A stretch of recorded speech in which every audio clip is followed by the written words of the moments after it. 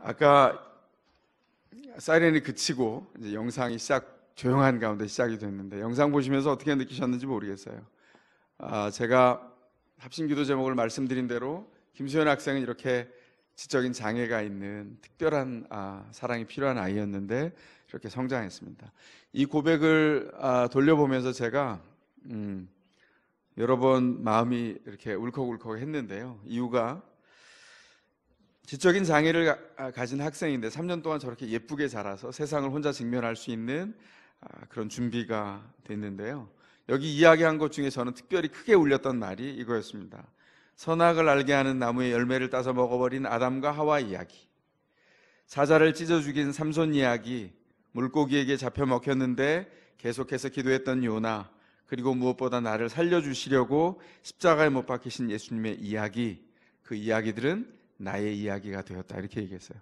기억나세요? 금방 보셨는데 제가 놀랐던 건 성경에 나와 있는 창세기에서부터 하나님이 첫 번째 창조했던 사람과 그 타락과 구원하시는 과정과 예수님이 오시기까지의 이야기가 나의 이야기가 되었다고 얘기했어요. 성경의 이야기가 나의 이야기가 되는 과정이 믿음이 성장해가는 과정입니다.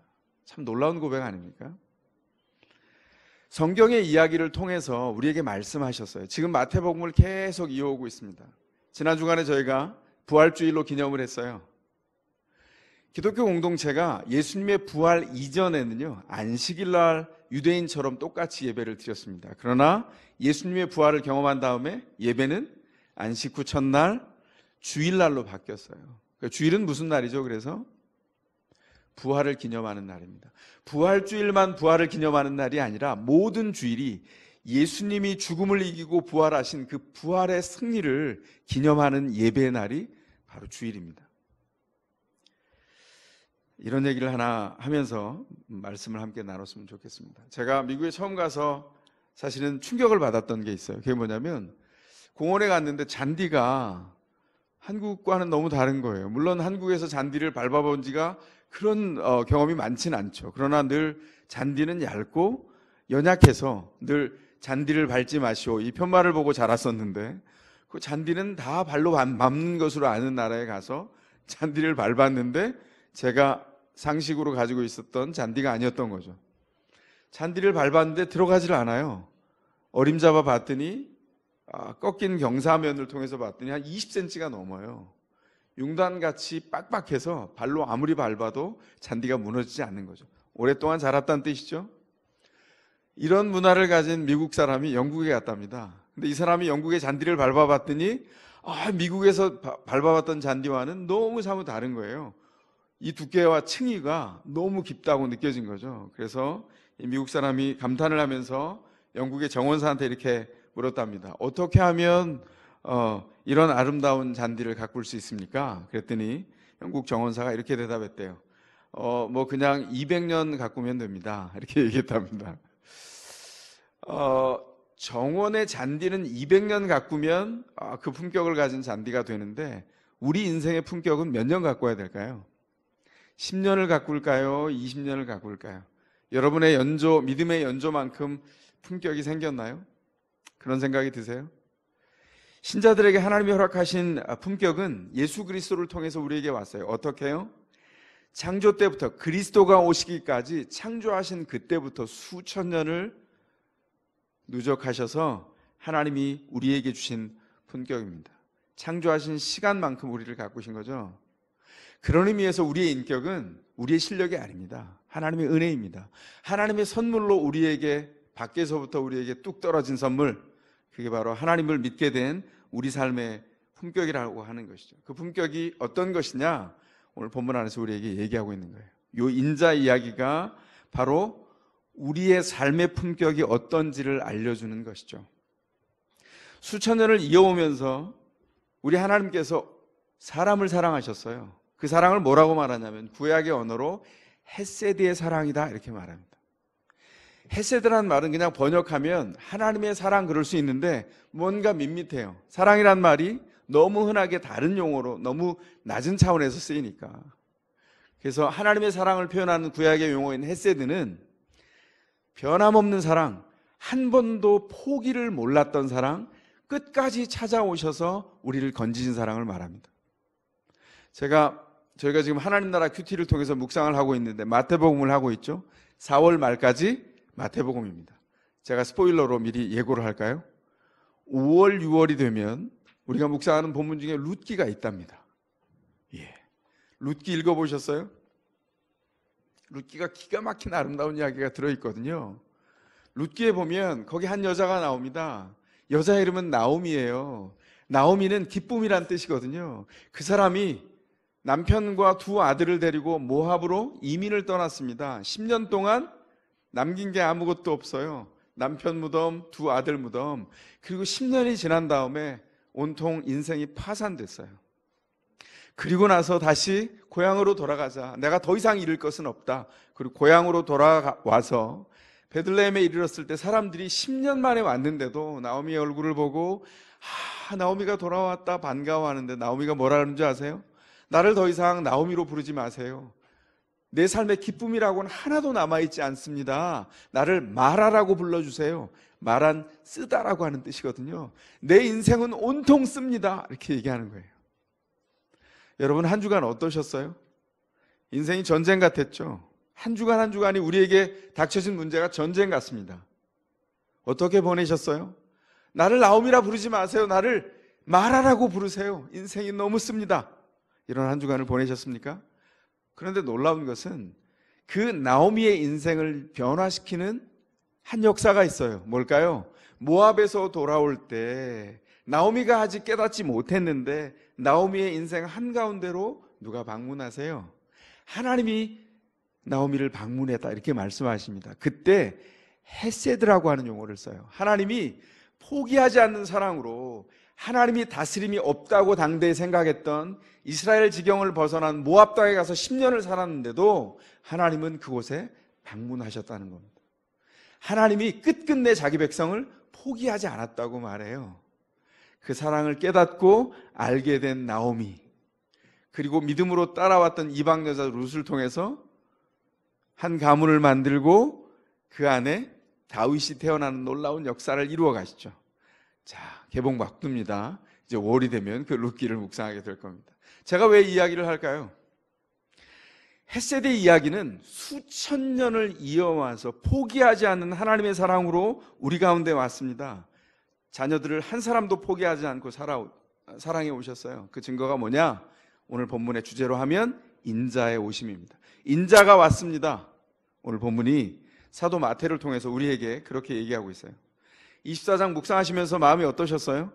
조금 불편하고 무시무시하고 그렇게 느껴지셨죠?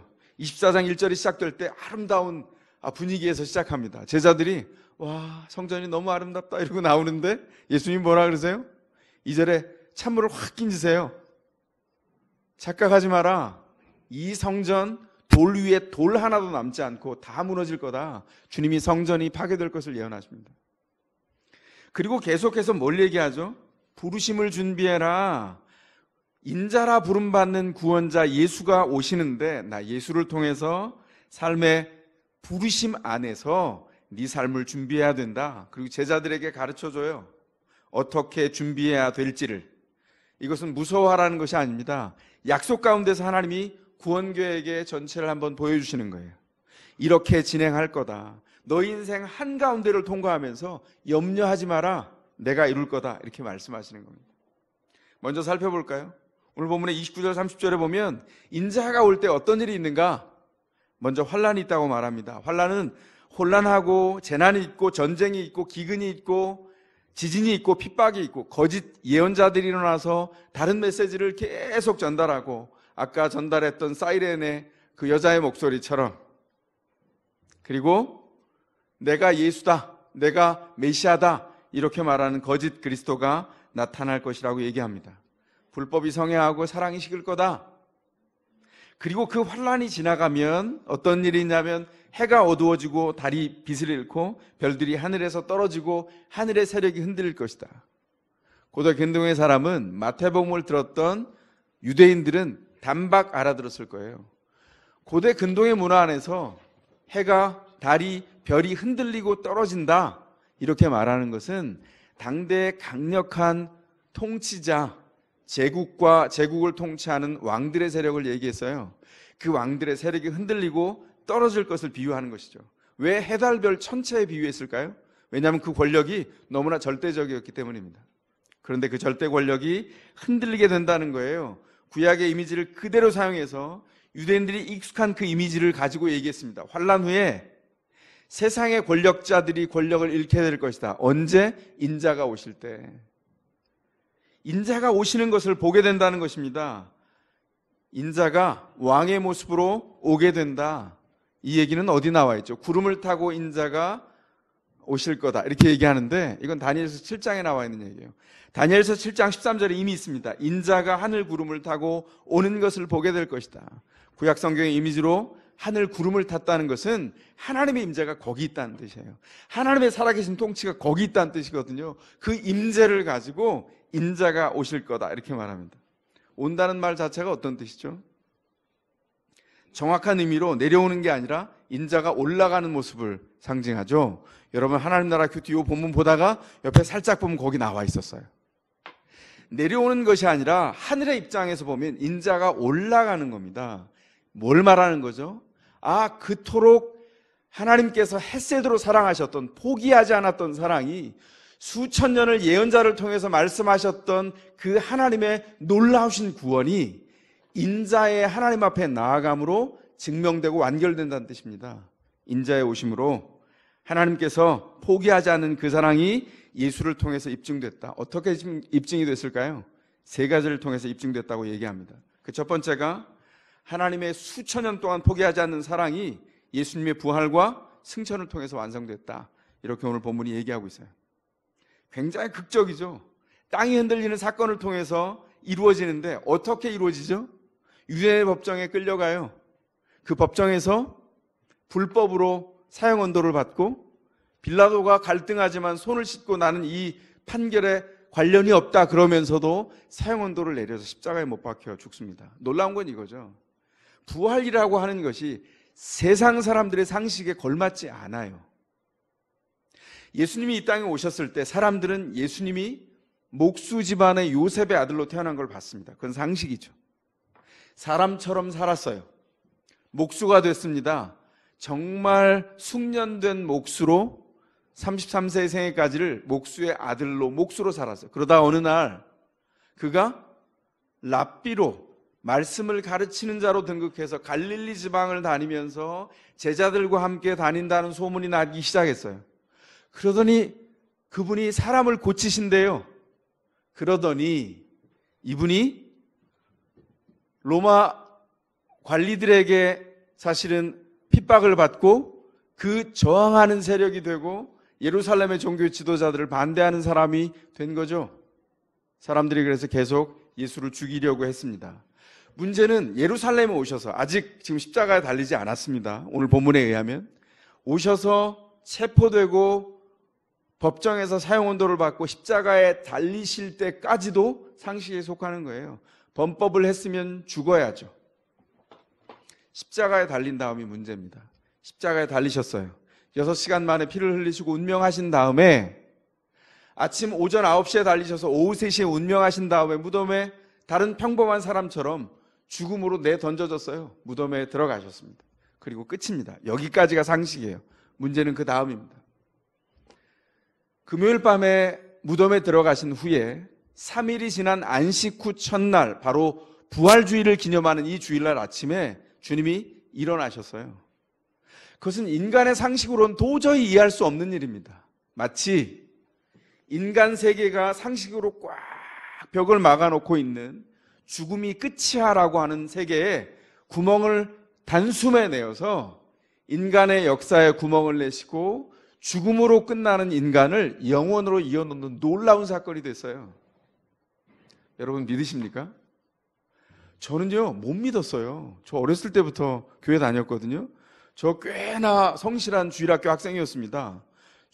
주일날 교회 가면 마룻바닥에서 예배를 드렸기 때문에 벗고 들어가서 선생님이 안내하는 대로 무릎을 꿇고 예배를 드렸어요. 찬영아, 무릎을 잘 꿇으면 예배를 잘 드리는 거야. 그럼 제가 그때 예배가 2시간 넘게 됐거든요. 무릎 꿇고 2시간씩 앉아 있는데 상상해 보세요. 어린애가 30분만 지나면 다리에 감각이 없어요. 근데 선생님께 칭찬받기 위해서 다리를 풀지 않고 꼿꼿하게 끝까지 일어날 수가 없습니다. 예배가 끝난 다음에 다리는 이미 마비돼 있어요. 근데 그때는 3일 예배도 드렸어요. 제가 새벽에 종도 쳤거든요. 그래서 가서 예배 때 그렇게 자세를 지켰어요. 문제는 뭐냐면 교회를 그렇게 오래 출석하고 함께 했는데 제가 중고등학생이 됐어요. 제가 믿기지 않는 일이 있는 거예요. 뭘까요? 예수님이 남자를 알지 못하는 여자를 통해서 잉태되어서 태어난다는 동정녀 탄생과 죽음에서 부활하셨다는 이 두 가지 사건이 전혀 믿어지지가 않는 겁니다. 아무리 해도 믿어지지가 않는 거예요. 질문을 얼마나 많이 했나 모릅니다. 선생님들이 저를 피해 다니셨어요. 질문을 워낙 많이 하니까. 그런데 제가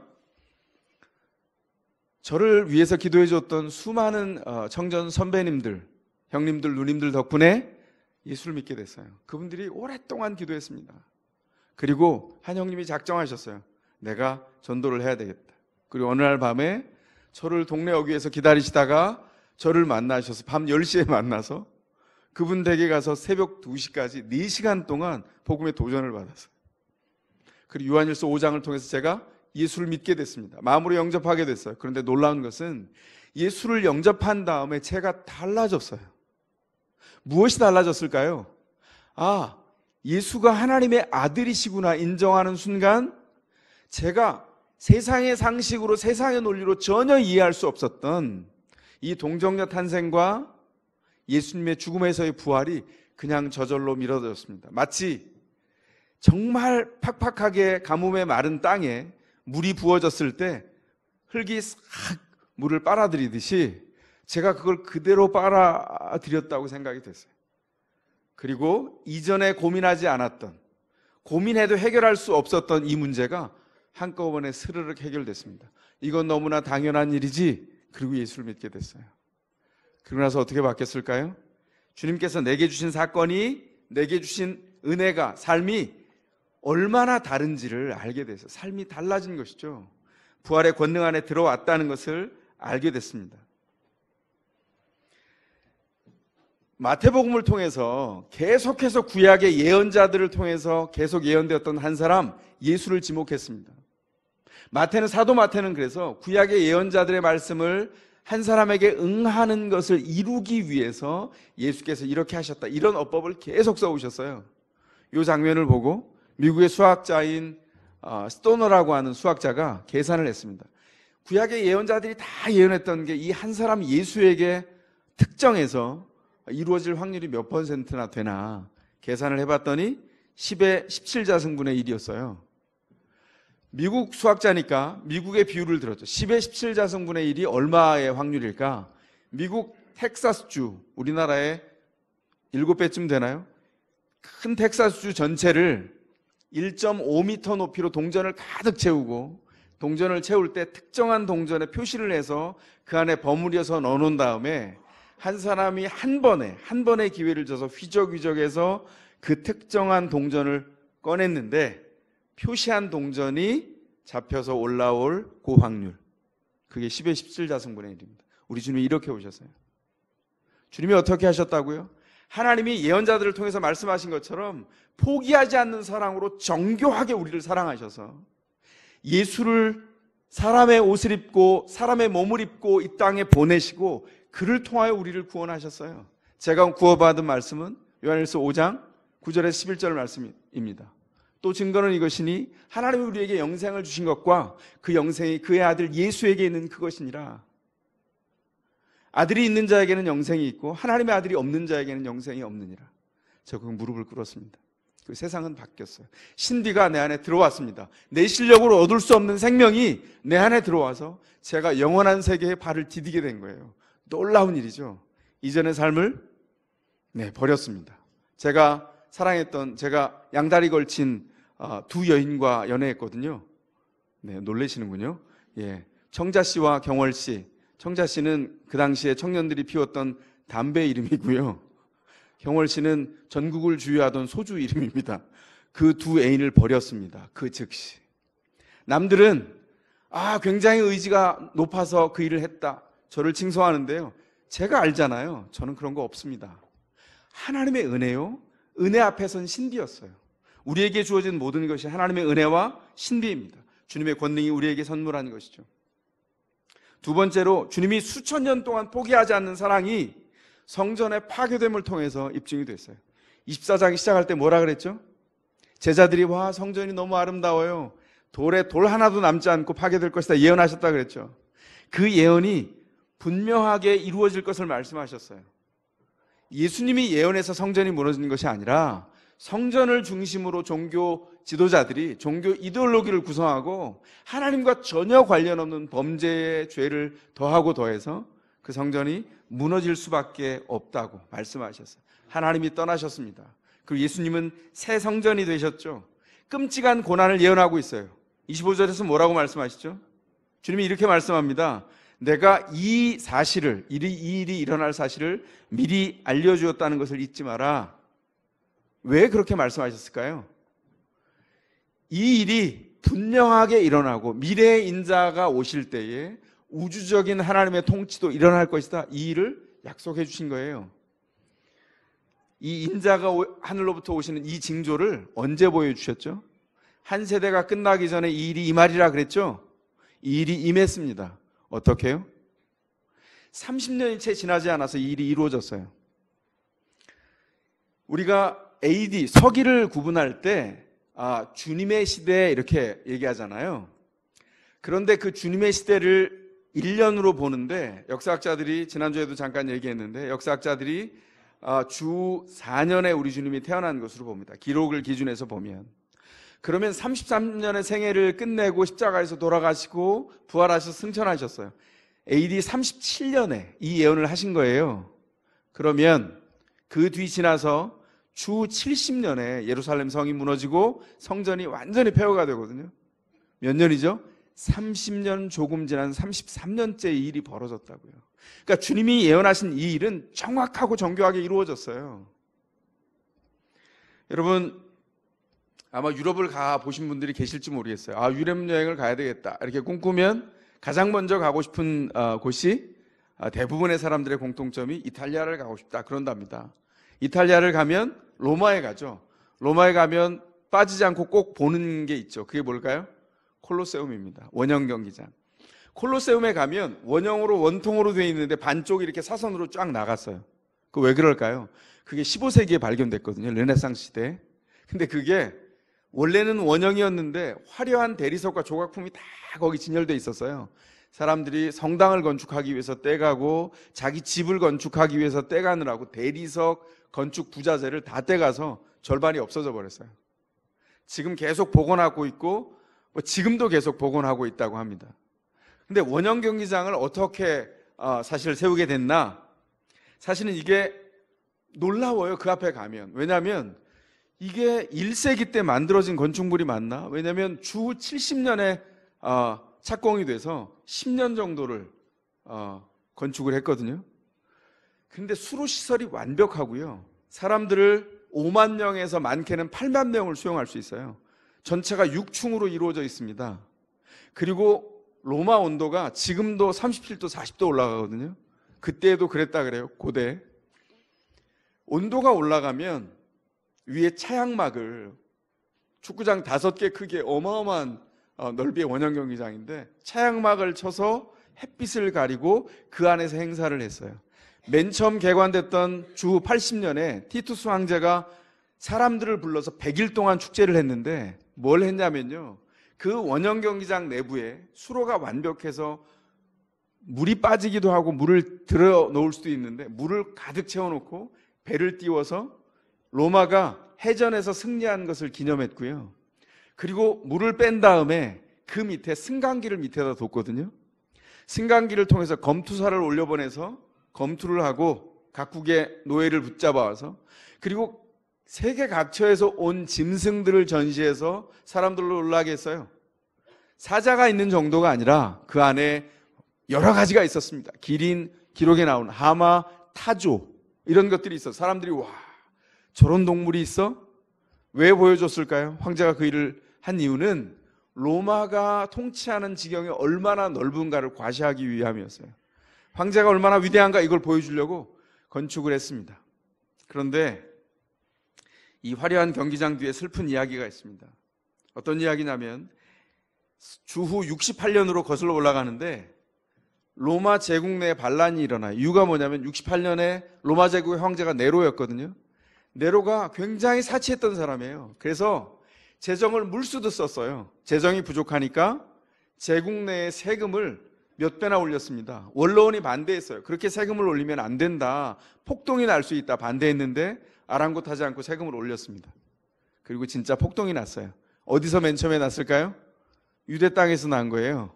그래서 유대 땅에 일어난 그 거센 반란을 진압하기 위해서 진압군을 내려보내야 되거든요.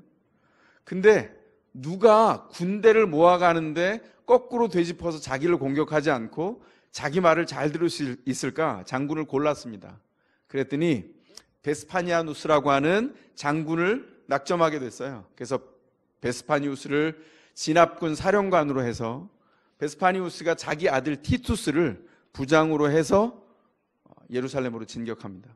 그리고 2년 동안 공략을 하죠. 그리고 69년에 베스파니우스가 와서 예루살렘 주변을 토둔을 쌓습니다. 흑성을 쌓는 거죠. 고립을 완전히 시켜놓고 장기전에 돌입해서 물도 양식도 다 떨어지기를 기다리죠. 그리고 기록에 남아있는 것을 보면 예루살렘 안에 남아있던 사람들은 비참한 최후를 맞았어요. 양식이 없어서 사람을 잡아먹는 일까지 벌어지는 일을 보고 그 끔찍한 광경을 보고 무너지게 됩니다. 근데 그 와중에 주 69년에 사령관으로 와 있었던 베스파니우스가 로마의 부름을 받아요. 이유가 뭐냐면 원로원이 로마 시민들의 의견을 받아들여서 네로를 로마의 반역자로 몰아서 황제를 사형에 처하기로 했어요. 네로가 그 소식을 듣고 본인이 자살을 하죠. 그런 다음에 황제를 세워야 되는데 6개월, 1년, 3사람이 지나갔습니다. 너무 혼란한 거예요. 근데 본국에서 원로원에서 베스파니우스를 황제 후보로 불러올린 거예요. 로마 역사상 평민으로 처음으로 왕이 됩니다. 이 사람이 그 왕의 부름을 받고 69년에 돌아가서 그가 처음 한 일이 뭐냐면 바로 이 콜로세움을 짓는 일이에요. 왜 그랬을까요? 민심이 너무 흉흉한 겁니다. 사치에 사치를 더해서 로마에 돌아가 봤더니 그 한가운데 떡하니 네로가 지은 궁전이 있죠. 궁전이 너무 화려했어요. 궁전의 2층 테라스마다 온 조각품, 비싼 조각품을 다 전시했고요. 그 테라스에서 앞을 바라보면 축구장 5개 크기의 큰 인공호수를 파서 푸르게 물을 받아놓고 바다라고 부르고요. 그 바다 옆에다는 36.5m의 어마어마한 신상을 세워서 자기 동상입니다. 자기를 경배하라고 신성화했어요. 그 재정이 어디 있습니까? 그래서 세금을 올린 거예요. 돌아와 봤더니 민심이 너무 흉흉합니다. 어떻게 했을까요? 네로의 궁전을 허물었습니다. 왜냐하면 콜로세움을 지을 데가 없어요. 그래서 인공호수에 물을 빼고 그 땅을 메운 다음에 그 땅 위에다가 콜로세움이 세워졌어요. 그리고 그 테라스를 채웠던 모든 조각품을 콜로세움 그 2층의 아치마다 다 뺑 둘러서 장식했는데 그게 다 들어가고도 남을 만큼 사치품이 많았다는 거예요. 자, 그리고 나서 이 일을 과시하려고 하는데 79년에 죽습니다. 완공을 보지 못해요. 그리고 이어서 그 아들 티투스가 로마의 황제가 되는데 티투스가 공기를 앞당겨서 주 80년에 원형 경기장을 오픈하겠다 선언하고 그리고는 이제 100일 동안의 축제가 열린 거예요. 왜 이게 슬픈 이야기가 됐을까요? 주 70년에 예루살렘이 무너지고 파괴된 다음에 그냥 갔을까요? 아닙니다. 사람들을 죽이고 성을 불태우고 성전을 다 파괴시킨 다음에 보물창고를 약탈하고 성전에 있는 모든 기명들을 다 닥닥 긁어서 그걸 로마로 다 가져갔어요. 그게 로마 개선문에, 로마에 가면 뽀로 로마노에 거기 개선문 안에 한쪽에 부조로 그려 있습니다. 성전의 기명들 촛대를 막 들고 가는 게. 그리고 기록에도 남아 있어요. 약탈을 해서 로마로 갔는데 그 행렬을 보니 끝이 보이지 않았다. 역사의 기록이 그렇게 말합니다. 뭘 했을까요? 그 아버지 베스파니우스가 원형 경기장을 지을 때 그 모든 재정을 예루살렘에서 약탈한 것을 가지고 콜로세움을 지었어요. 자, 그렇다면 콜로세움을 볼 때 우리는 어떤 생각이 들까요? 어떤 생각이 들어야 됩니까? 예수님의 말씀이 너무 정교하고 정확하다는 거예요. 그리고 예수님의 승리의 소식이 이미 이루어졌다는 것을 콜로세움을 통해서 봐요. 그리고 그 콜로세움을 지은 노동자들은 70년에 부역자로 끌려갔던, 노예로 포로로 끌려갔던 유대인들이 그 성을 대부분 지었어요. 참 비극인데 거꾸로 예수님의 승리의 소식을 전파하는 일이 됐습니다. 우리가 누구죠? 그 예수 승리의 수혜자들이에요. 우리가 하나님께서 그리스도 안에서 수천 년의 사랑을 분명히 이루셨다. 왜요? 성전은 무너졌지만 하나님의 임재는 떠나가지 않았습니다. 어디 있습니까? 예수 그리스도 안에서 우리에게 임재도 있어요. 세 번째로, 주님이 수천 년 동안 포기하지 않은 그 사랑이 어떻게 입증됐을까요? 예수님의 이 부활하신 승리의 소식이 믿는 사람을 통해서 저항할 수 없도록 온 세상에 너무나 빠르게 전파되어 간 겁니다. 제가 여기 주보에다가 목회 칼럼에 문학적인 수사를 썼습니다. 봄의 초록에 응답하라 꽃들. 여러분들이 꽃들입니다. 제가 몇 년 전에 한 시인의 시를, 석 줄짜리 시를 받아들었는데 제가 너무 놀랐어요. 왜냐하면 시어가 너무 충격적일 뿐만 아니라 그 내용이, 시인의 특성은 사물을 관통하는 힘인데 그 관통하는 힘이 너무나 강력한 거예요. 그래서 읽자마자 외워버렸습니다. 사내가 초록 페인팅통을 엎질렀어요. 한겨울에 살았던 시인이 갑자기 봄이 된 겁니다. 사랑이 온 거죠. 초록이 됐어요. 한 4월 말쯤에 초록 같아요. 사랑이 온 것을 알았어요. 문제는 뭐죠? 그 사랑이 뭔지도 알겠어요. 응답을 해야 돼요. 4월 말에는 그 초록이 있는 산화에 뭘 해야 되죠? 붉은 장미가 꽃피잖아요. 그런데 자기한테는 붉은색이 없는 거예요. 그래서 어떻게 한다고요? 마지막 한 줄이 끔찍하죠.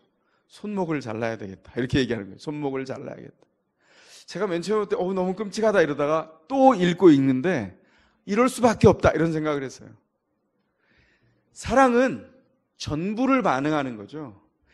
하나님이 그리스도 안에서 그를 십자가에 못 박기까지 수천 년 동안 포기하지 않고 그의 전부를 우리에게 주셨어요. 그게 십자가에 달리신 예수를 통해서 우리에게 주신 사랑입니다. 우리는 어떻게 응답해야 될까요? 우리에게 있는 최고의 것으로 응답해야 되겠죠. 그것은 뭐죠? 우리의 온 생애를 통해서 응답하는 겁니다. 꽃 피우는 것은 다른 것이 아니라 사랑에 응답해서 이 승리의 소식을 전하는 데 있습니다. 여러분은 예수 믿고 나서 어떠셨어요? 성경에 보면 예수님이 부활하신 다음에 이상한 전파자들이 나타납니다. 갑자기 나타나서 온 천하를 다니면서 최근에 죽은 분이 계신데, 선생님이신데 그분이 하나님이 인정한 하나님으로서 부활하셨다, 죽음을 이겼다, 말도 안 되는 소리를 계속하죠. 놀라운 것은 사람들이 전염병에 걸리듯 그 믿음에 전염되어서 예수 앞으로 나오기 시작한다는 거예요. 절망을 내려놓고 새롭게 하나님이 이루신, 창조주 하나님이 인정한 구원주 예수가 누구인지를 바라보고 나오기 시작한다는 겁니다. 기독교가 전파된 역사 안에서요, 예수를 아는 사람마다 이 사랑에 어떻게 응답했을까요? 헌신으로 응답했습니다. 자기 생애를 다 드려서. 제가 영국에 있을 때 이 나라에 있는데 역사를 알아야지. 그리고 제가 역사책을 막 찾다가 영국과 앙숙이 된 프랑스 사람이 쓴 역사책을 읽어야 되겠다 이런 생각을 했습니다. 앙드레 모로라라고 하는 프랑스 역사학사가 쓴 영국사를 읽었어요. 근데 그 페이지를 넘기면서 제가 그걸 몇 번을 읽었거든요. 넘기면서 하나님이 이 안에 계시지 않는다면 영국 역사는 이루어지지 않았다 이렇게 생각하면서 페이지를 계속 넘겼어요. 거기 보면 이런 얘기가 있습니다. 복음이 처음 전파될 때 예수를 믿는 사람들이 낯선 땅에 들어갔는데요, 날씨가 너무 고약한 거예요. 영국은 그 중세 때에도 계속 추적추적 비가 내렸던 모양입니다. 그런데 비를 맞고 계속 전도를 하러 다녔어요. 문을 두드리면 문을 여는데 거절하는 사람이 다반사였는데, 다니다가 배가 고픈데 먹을 게 없어요. 그러면 사람들이 문을 열고 자기들이 먹다 남은 찌꺼기를 주는데, 중세 유럽에서 주식이 에일 맥주였어요. 낭만적으로 들리죠? 그렇지 않아요. 너무 척박한 땅이니까 그걸 장기적으로 보관해야 되니까 술을 만들었고 그걸 밥 대신 먹었다고요. 그래서 어린아이가 그 역사의 기록에 보면 거리를 4살, 5살 된 아이가 비척비척거리고 다녀요. 왜냐하면 배고프니까 아이에게도 그 맥주를 먹이는 겁니다. 아이가 취기가 올라서 비척비척거리고 다녔어요. 건강이 제대로였겠어요? 그런데 그건 조금 좀 삶이 되는 사람들이 먹는 거고요. 경제적인 형편이. 그것도 안 되는 사람들은 에일 맥주를 빼고 남은 술찌꺼기. 우리도 옛날에 막걸리를 내리고 남은 거를 술찌개미라 그랬죠. 예, 전 충청도가 고향인데 충청도에서는 술찌금지라 그러죠. 뭐 믿거나 말거나. 근데 저 어렸을 때는요, 국민학교에 그 술찌개미를 먹고 등교하는 아이들이 있어서 얼굴이 얼큰하게 이렇게 빨갛게 된 아이들이 있었다고요. 믿거나 말거나. 근데 중세에 그랬다는 겁니다. 그런데 문을 열어서 배가 고픈데 그 술찌개미를 주는 거예요. 에일 맥주를 내리고 남은. 그러면 비가 오는데 옷은 다 젖었고 남의 집 처마 밑에 앉아서 두 전도자가 그걸 먹고 있는 장면이 기록되어 있어요. 제가 그걸 읽으면서 울컥했습니다. 예수가 누구길래 이 먼 길 남의 땅에 와서 자기의 삶을 다 박탈당하기까지, 자기 삶을 이렇게 바꿔내기까지 예수를 전파할 수 있을 만큼 예수가 위대했는가?